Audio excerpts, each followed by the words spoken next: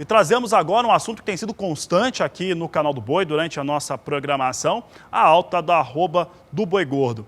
Para falar a respeito dos efeitos que foram principalmente disparados depois da China habilitar plantas frigoríficas no Brasil, eu vou conversar com o Alcides Torres, da Scott Consultoria.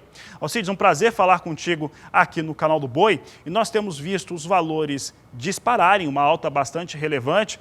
Eu olhei alguns preços da Scott há pouco e nós temos aí altas de 36%, 37% nos últimos 30 dias. Qual que é o efeito dessa alta para a cadeia produtiva, Torres? E principalmente, quanto tempo que ela dura? Boa tarde. Boa tarde a todos. A honra é nossa de poder participar do seu programa, tá? Realmente, a gente teve uma alta intensa, puxada, porque a gente está em plena entre safra, com pouca oferta de boiadas, né? E essa procura por carne foi exacerbada aí pela importação da China, que compra animais jovens, e isso acabou contaminando aí todo o mercado, tá? A característica desse aumento, diferente das outras altas que a gente teve em ciclos passados, é que os preços foram variando ao longo do dia. Tá? Isso é inédito nesse mercado do boi gordo, né? Então, em função disso, as referências deixaram de ser concretas, vamos dizer assim. Você tinha vários preços ao longo do dia.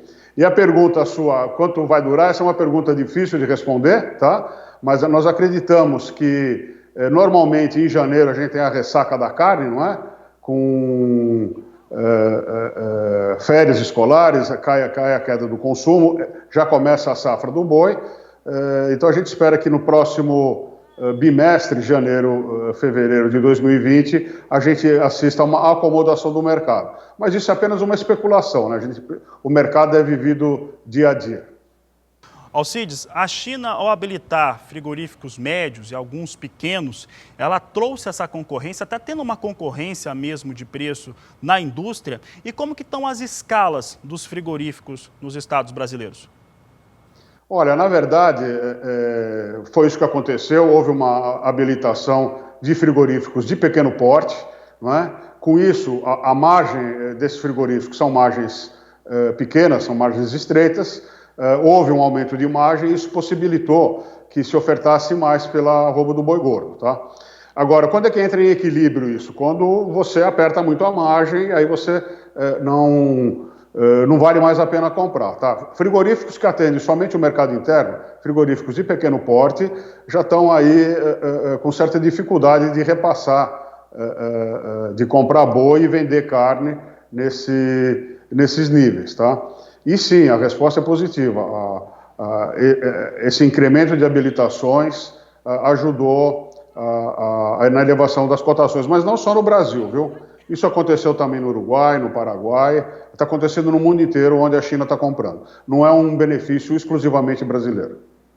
Alcides, em relação aos preços ao consumidor aqui no mercado interno brasileiro, nós temos visto o valor da carne bovina subindo em todos os estados, alguns com uma força maior, estado de São Paulo principalmente. Eu estive nos primeiros dias dessa semana em São Paulo e o consumidor está bem preocupado com isso.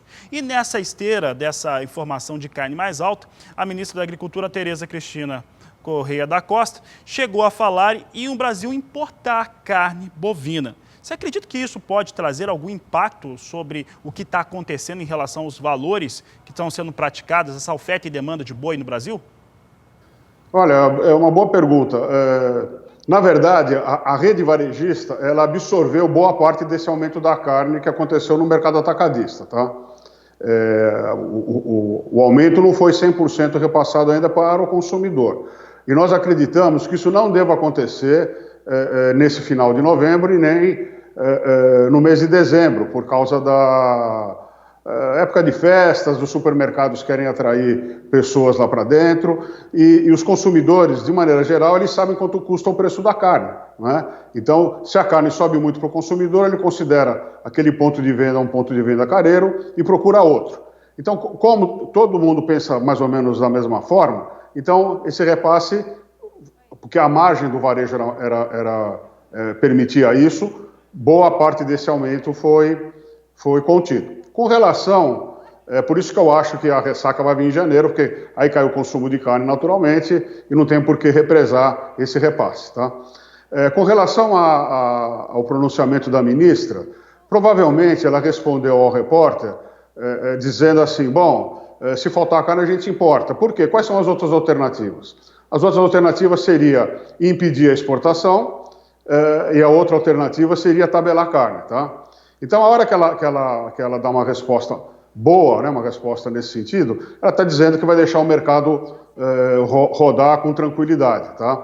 Para você ter uma ideia, no governo argentino, no governo Kirchner, né, o tabelamento ou a proibição da exportação de carne praticamente desmontou a pecuária argentina, tá, que está agora em plena recuperação.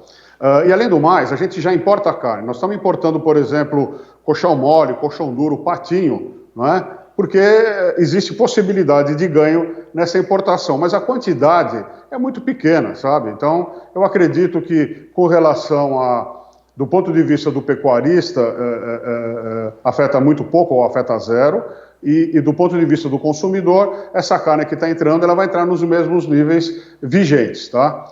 Então, a ministra realmente ela deu uma resposta dizendo que o mercado se ajeita. Enquanto for vantajoso importar, a gente importa. Quando não for, não importa. Lembrando que o dólar, nesses níveis, ele está mais para exportação do que para importação.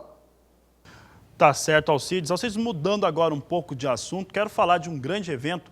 Nessa semana, na próxima sexta-feira, nós temos o Encontro de Analistas 2019 da Scott Consultoria. Como é que esse encontro vai acontecer? Quem que vocês vão receber por lá? O que vai ser discutido?